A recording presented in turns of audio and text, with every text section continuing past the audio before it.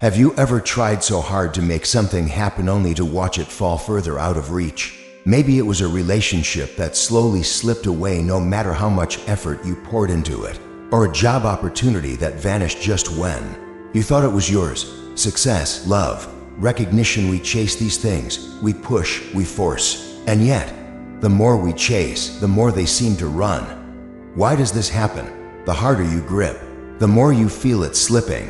It's exhausting, it's frustrating. It's as if the universe resists you the moment you try to control it.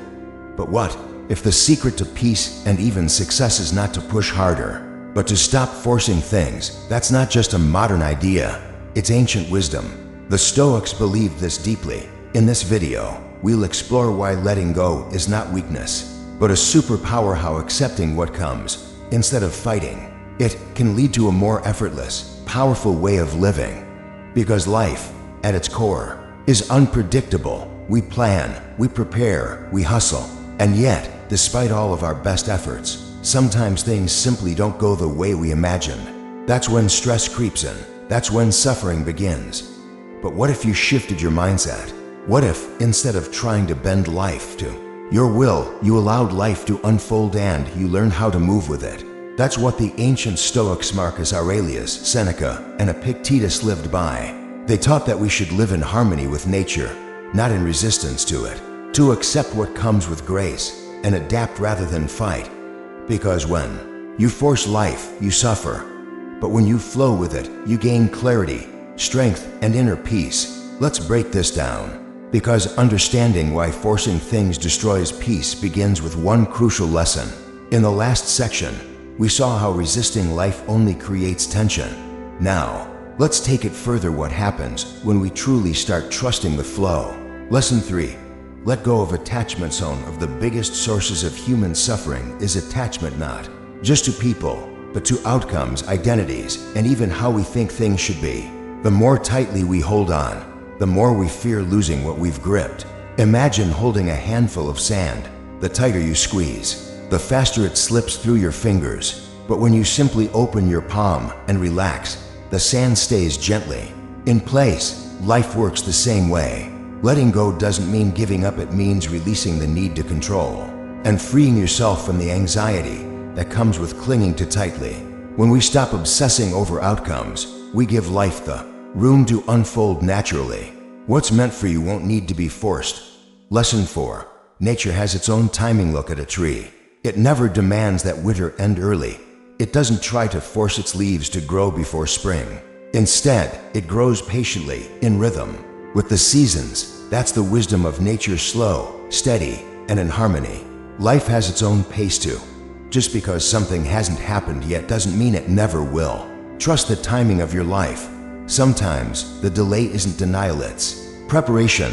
The process itself is part of the purpose. The Stoics understood this. Not everything we desire is meant to arrive now. Sometimes we need to grow first, before we can receive what we're reaching for. Lesson 5. Action without force. No. You might wonder, does trusting the flow mean we sit back and do nothing? Absolutely not. The Stoics valued action, but it wasn't frantic or forceful. It was guided by wisdom, clarity, and a calm mind. Think of an archer. He trains, he steadies his breath, he draws the bow, and when the time is right, he lets the arrow fly. But once released, the arrow is no longer in his control. He cannot command the wind or guide its path. His role is not to control the outcome, but to act with precision and let go. That's Stoic action. Take bold, thoughtful steps toward your goals, but release the obsession with how things must turn out.